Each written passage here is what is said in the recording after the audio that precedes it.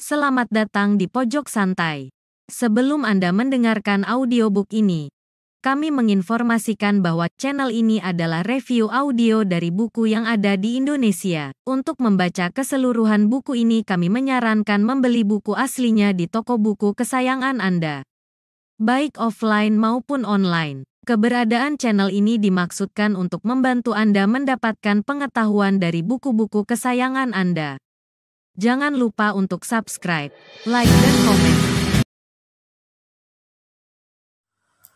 Selamat datang di Pojok Santai, channel khusus yang membahas komik dan novel dengan cara asik. Bayu Hanggara alias pendekar Pulau Neraka tengah memasuki sebuah desa dan mendapati keanehan di desa itu. Keanehan apa gerangan yang dirasakan Bayu? Yuk langsung saja disimak video kali ini.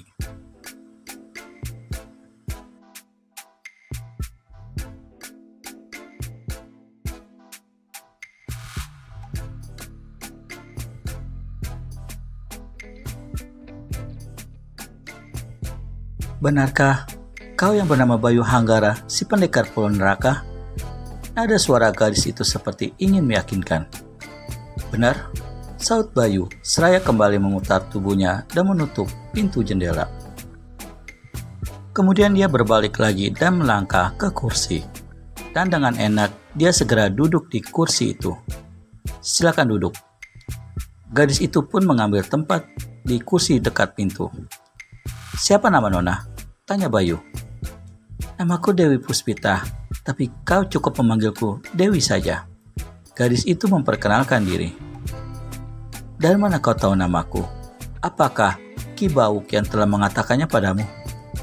Iya, dan aku memang sudah mengetahui kedatanganmu sejak siang tadi, sahut Dewi Puspita terus terang. Lalu, apa maksudmu menemuiku? Sebenarnya, ini adalah persoalan rahasia dan ada hubungannya dengan keadaan yang sedang terjadi di kerajaan Bumi Loka ini. Sejenak Bayu mengkerutkan keningnya. Matanya agak menyipit sambil terus memandangi wajah cantik di depannya. Sejak pertama kali datang ke kerajaan ini, dia memang menyimpan berbagai macam pertanyaan. Dan sekarang, datang seorang gadis cantik yang tampaknya sudah mengetahui persis keadaan yang tengah terjadi di sini. Terus terang, pamanku sendiri Ki Bauk tidak mengetahui persoalan yang sesungguhnya. Dan sampai sekarang pun aku masih merahasiakannya. Lanjut Dewi Puspita. Kenapa kau justru ingin mengatakannya padaku? Selidik Bayu. Aku sudah sering mendengar namamu, seorang pendekar yang tangguh dan jaya. Meskipun banyak orang dari kalangan rimba persilatan tidak menyukai tindakanmu, tapi pada saat ini, aku membutuhkan pertolonganmu. Aku percaya bahwa kau akan membantuku dalam mengatasi kemelut ini. Kembali Bayu terdiam untuk beberapa saat. Dia tidak kaget lagi mendengar gadis itu mengetahui tentang dirinya, meskipun mereka belum pernah berjumpa sebelumnya. Nama pendekar Pulau Neraka memang sedang menjadi buah bibir di kalangan rimba persilatan. Sepak terjang yang tegas dan tidak mengenal kata ampun itu membuat tokoh-tokoh rimba persilatan, baik golongan hitam maupun putih, merasa terusik. Sedangkan Bayu sendiri tidak mengenal golongan dalam rimba persilatan. Dia punya prinsip yang dipegang kuat, dibunuh atau membunuh. Namun selama dalam masa pengembaraannya, belum pernah Bayu mencampuri urusan orang lain.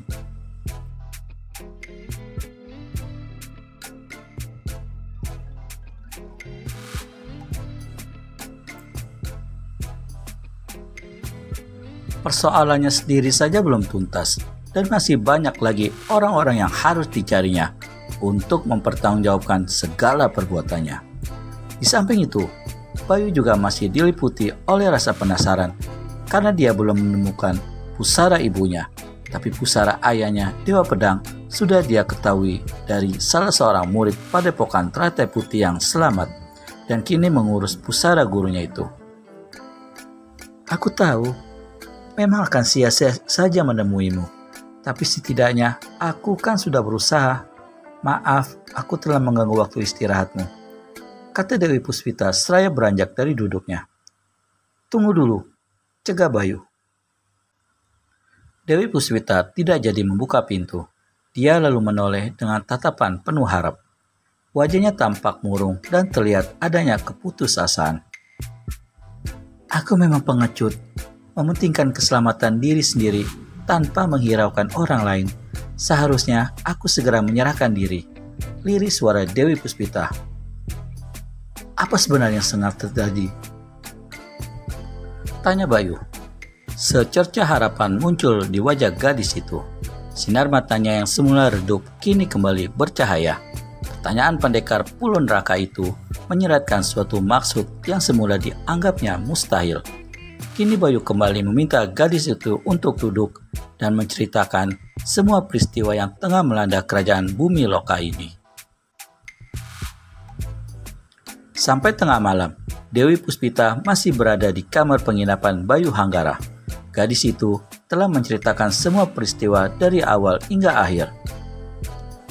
Sementara, Bayu pun mendengarkan semua itu dengan penuh perhatian. Kini hatinya jadi semakin tertarik untuk mengetahui semuanya dengan jelas. Dia ingin tahu seperti apa ilmu sihir itu.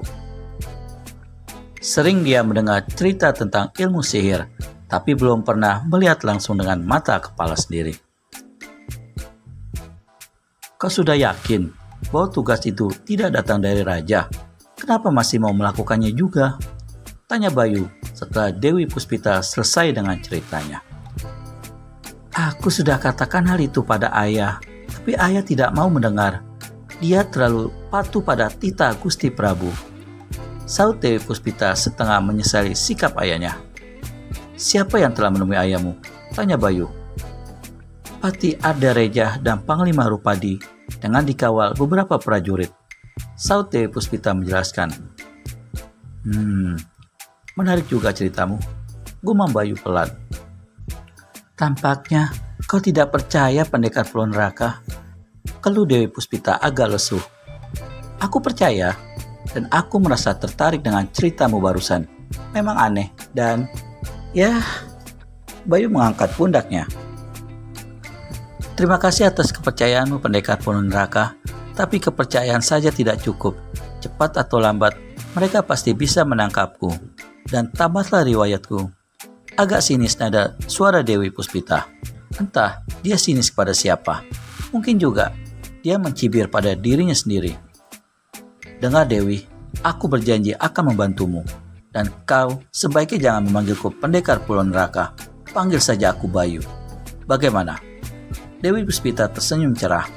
Pernyataan pendekar pulau neraka barusan menumbuhkan kembali rasa percaya pada dirinya dan harapannya untuk tetap tegar dalam menghadapi kemelut ini.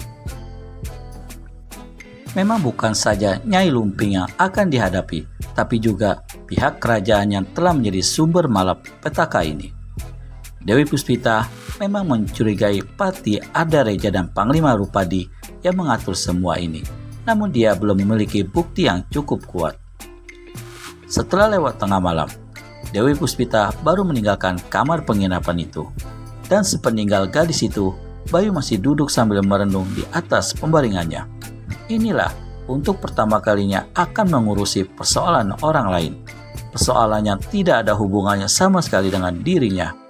Sebenarnya, dia datang ke sini hanya sekedar lewat dalam pengembarannya mencari para pembunuh ayahnya.